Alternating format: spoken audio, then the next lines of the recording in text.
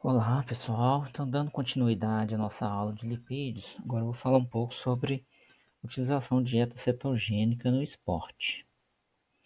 Quais são as características da dieta cetogênica? Então a gente já vê aqui no slide que há uma mudança importante na distribuição dos macronutrientes. De modo geral, a gente tem os carboidratos sendo a principal fonte de energia para esportistas, e no caso da dieta cetogênica, ela implica aí um aumento expressivo na ingestão de gorduras, em detrimento da ingestão de carboidratos.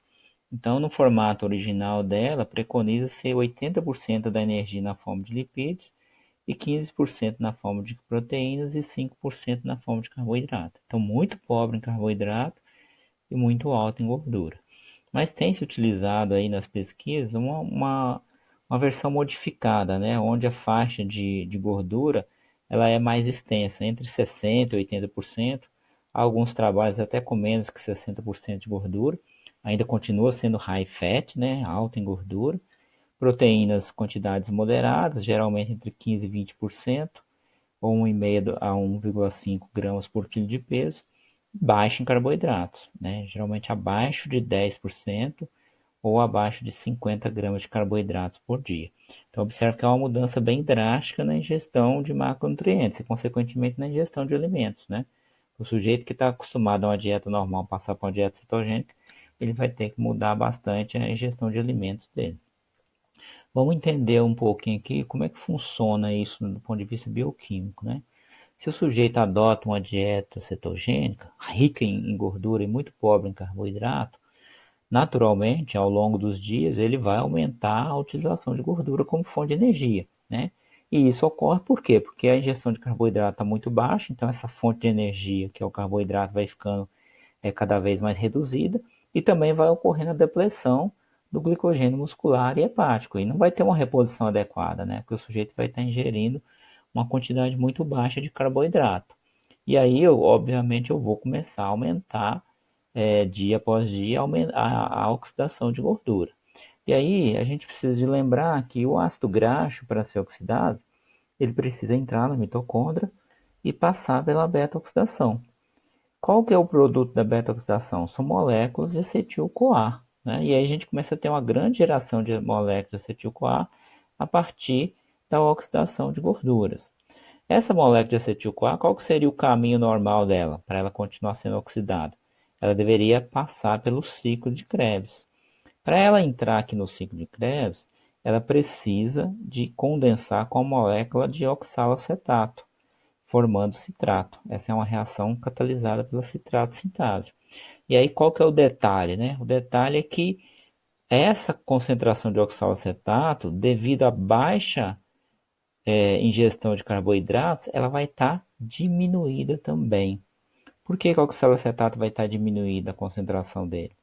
Porque a principal fonte de oxalacetato é o piruvato, que vem da glicose. Se a ingestão de carboidrato está baixa, a glicemia vai ficar mais baixa, a concentração de glicogênio vai estar muito baixa e a formação de piruvato vai ser menor.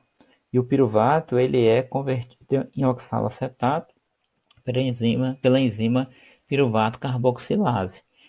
O oxalacetato pode ser produzido a partir de aminoácidos também, mas a principal fonte de oxalacetato é o piruvato, consequentemente o carboidrato. Então, nessa condição aqui, pouco oxalacetato, muito acetil-CoA. A entrada da acetil-CoA que está vindo da oxidação da gordura vai ser lenta aqui no ciclo de Krebs. E aí começa a acumular muito acetil-CoA. E aí então a gente tem a ativação de uma rota alternativa, conhecida como rota dos corpos cetônicos. Isso vai ocorrer predominantemente lá no fígado, tá? Nas mitocôndrias do fígado, onde as moléculas de acetil-CoA vão ser aqui utilizadas para a produção dos chamados corpos cetônicos. A gente tem como central aqui o acetoacetato, que pode ser interconvertido em 3-hidroxibutirato, que é o principal corpo cetônico circulante, embora tecnicamente não seja uma acetona, né, porque ele tem um OH no lugar da dupla O. E também o acetoacetato pode ser convertido em acetona, tá, por uma reação não enzimática e numa proporção menor. Essa acetona, a maior parte dela é excretada ou pelos rins ou pela respiração, tá? Então ela tem uma contribuição pequena do ponto de vista energético, e o 3-hidroxibutirato é o que mais vai contribuir. Nessa situação aqui, então, o músculo, por exemplo, pode captar esses corpos cetônicos, uma vez que isso aumentou a sua concentração na corrente sanguínea, né? A partir do momento que você aumentou muito a ingestão de gordura e abaixou muito a ingestão de carboidrato, você vai ter naturalmente isso acontecendo, um aumento da concentração de corpos cetônicos. Isso pode sair de uma situação, de uma concentração basal de 0,1 a 0,5 milimol, para chegar em 1 a 2 milimol por litro em 2 a 4 dias. Então, rapidamente você está nesse estado de cetose, né, que é caracterizado pelo esse aumento da concentração dos corpos cetônicos. E aí tecidos como o músculo cardíaco, o cérebro e o tecido muscular utilizam esse substrato como fonte de energia.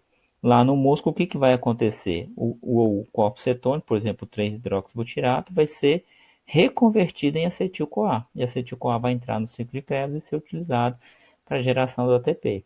Isso vai estar acontecendo também no cérebro, por exemplo, né? Até porque a disponibilidade de glicose vai estar diminuída.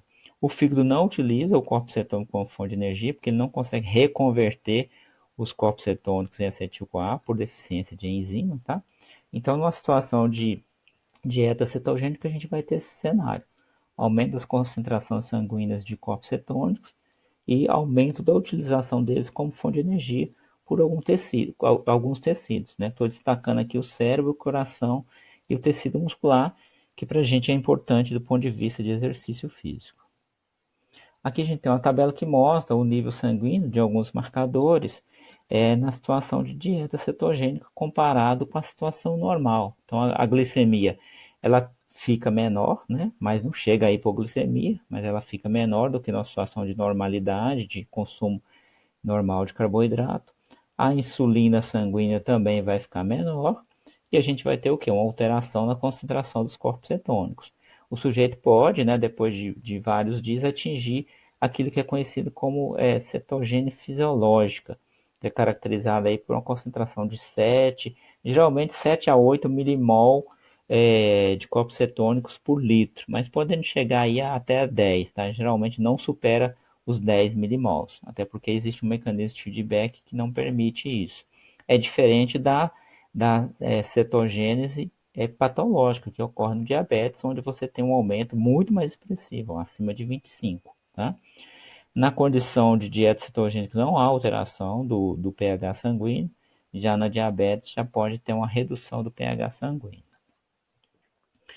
Em relação ao desempenho físico, então a primeira coisa é que os estudos com dieta cetogênica no desempenho, eles são incipientes ainda. A gente não tem uma literatura robusta, de modo que a gente já tenha bem determinado em que situação que ela realmente é benéfica, se é benéfica realmente, se não tem efeitos colaterais a médio e longo prazo, tá? Então, é necessário ainda um conjunto maior de estudos científicos para a gente entender melhor o potencial uso da dieta cetogênica no esporte. O principal foco ele tem sido os exercícios, né, os esportes de endurance, e aí faz sentido, né? A gente já viu que à medida que o tempo de exercício vai aumentando, a participação da gordura como fonte de energia, ela passa a ser mais relevante. Então, se a gente pensar, por exemplo, num triatlo, né, numa prova de triatlo com mais de 10 horas de duração, a gordura tem um papel importante. E aí, talvez, uma dieta cetogênica pode ter alguma relevância, tá? A dieta cetogênica ela pode reduzir a capacidade de utilizar carboidratos para a produção de energia, porque você acaba fornecendo uma quantidade muito pouca de carboidrato. Então, se o sujeito faz dieta cetogênica por um tempo, mas na competição ele quer usar bastante carboidrato, fazer reposição, talvez ele não tenha a mesma capacidade de utilizar o carboidrato que ele tinha antes, quando ele treinava com a quantidade adequada de carboidratos, né? Ela pode limitar a realização de exercícios com intensidade moderada a alta, né? E aí prejudicar o rendimento nos treinamentos e também durante o exercício físico, tá? Durante uma competição. Esse talvez seja o principal gargalo aí em relação à dieta cetogênica, né? Lembra que quando a gente está usando, tem carboidrato disponível, a gente consegue gerar energia numa velocidade maior, né? A geração de energia a partir do glicogênio muscular e da glicose que vem da própria corrente sanguínea, a produção de energia é mais potente, né? A geração é mais rápida. Isso faz com que o sujeito consiga trabalhar em intensidades mais altas. Quando você passa a usar corpos cetônicos ou ácido graxo, essa geração de energia ela é um pouco mais lenta, tá? E aí, sendo um pouco mais lenta, se o sujeito precisar de imprimir um ritmo um pouco mais forte em determinados trechos da competição, ele pode ter alguma dificuldade. E lembra que nesse tipo de competição, são competições onde o sujeito tem que cumprir um percurso e vence quem termina o percurso em menor tempo. Então, quem consegue manter uma intensidade média mais alta, a tendência é ter um resultado final melhor. Então, não adianta eu mudar aqui a utilização do substrato energético, de modo a ter um substrato que é extremamente abundante, que eu não teria falta dele, como ocorre, por exemplo, com o glicogênio, que é esgotado mais rapidamente. Mas se eu não conseguir trabalhar numa potência adequada, que gera aí, né, uma intensidade adequada e, consequentemente, um desempenho que traga para mim, ao final da competição, um menor tempo e, consequentemente, um melhor resultado e, quem sabe, até a vitória. Então a gente tem que ficar atento em relação a isso, tá? É comum observar perda de rendimento físico nos primeiros dias dela, por quê? Porque no começo você está tendo uma mudança, né? Você saiu de uma dieta normoglicídica para uma dieta rica em gordura. Então você vai ter nos primeiros dias a depressão do seu glicogênio, né?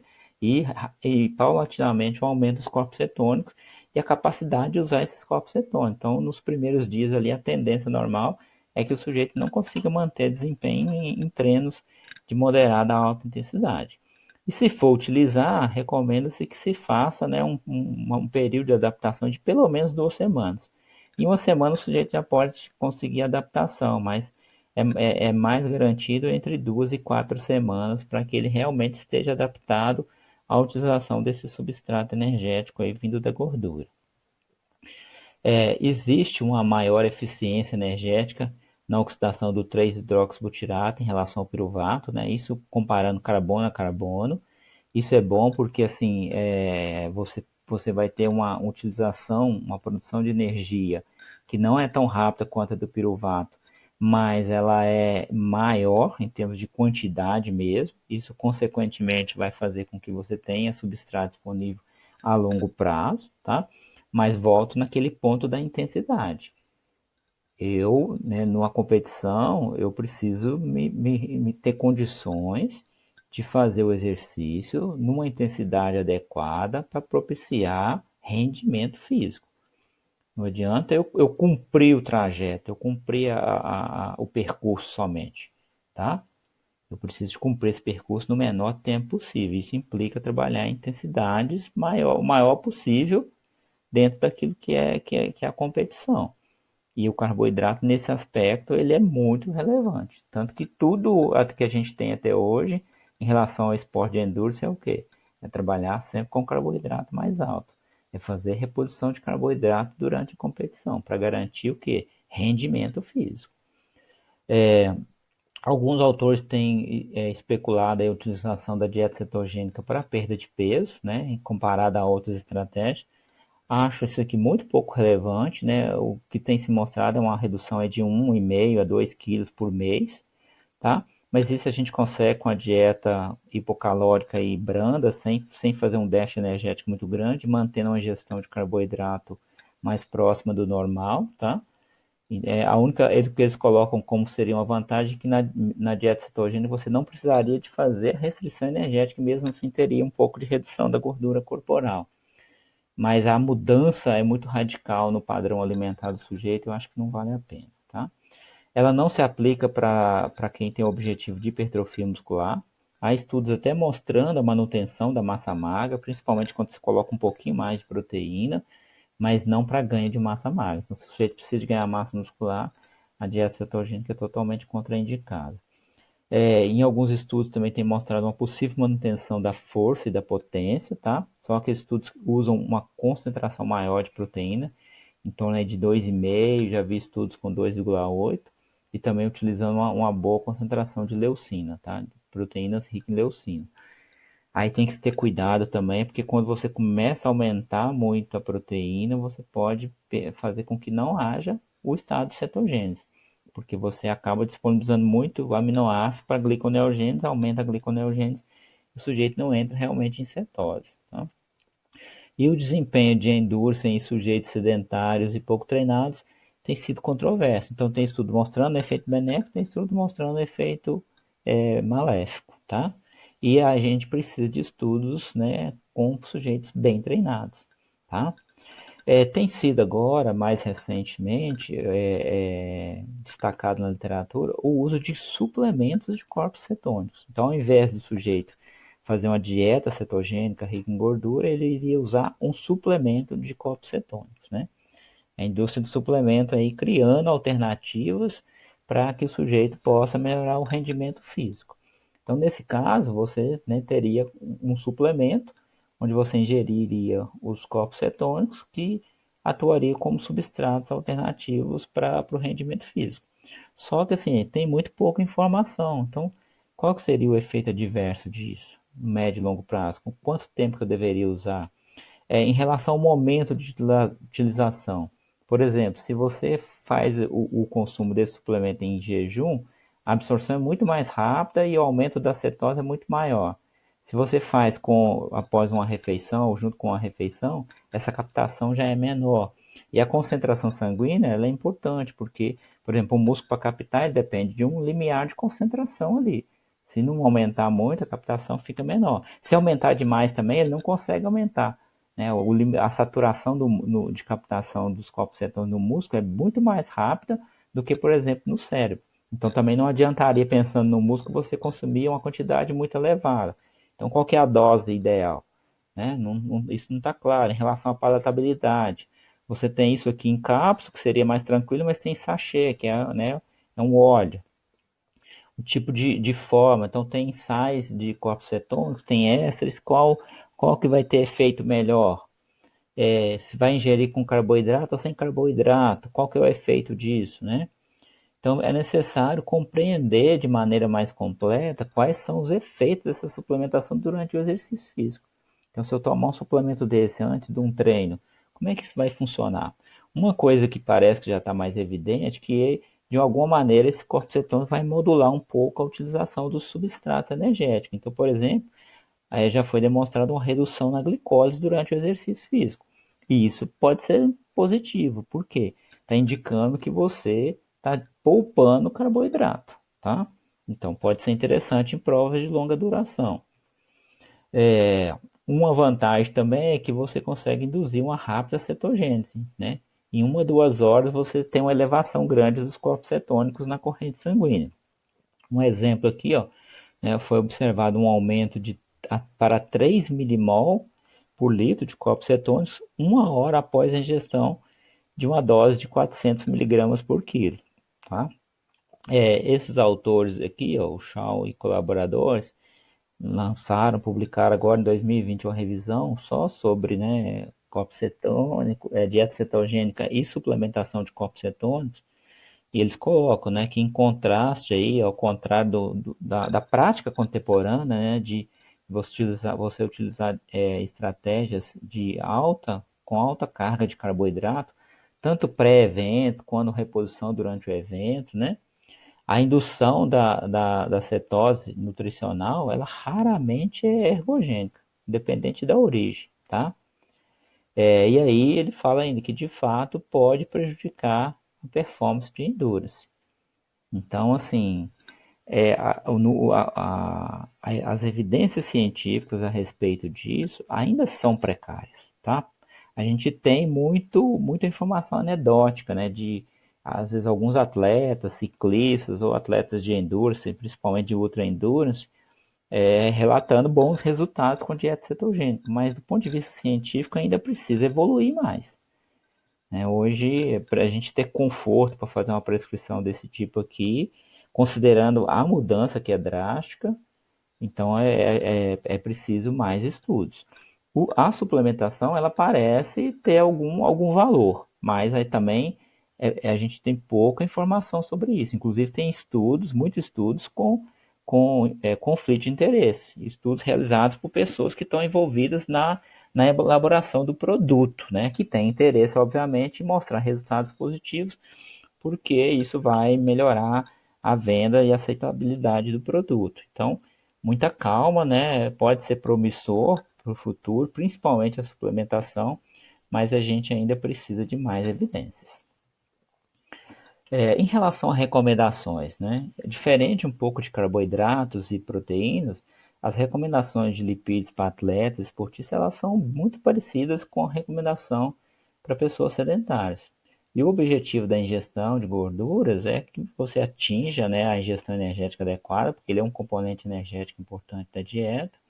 Você fornecer ácidos graxos essenciais para o sujeito e você fornecer vitaminas lipossolúveis também em quantidades adequadas e obviamente repor os estoques de triacilglicerol, né, do músculo, tá?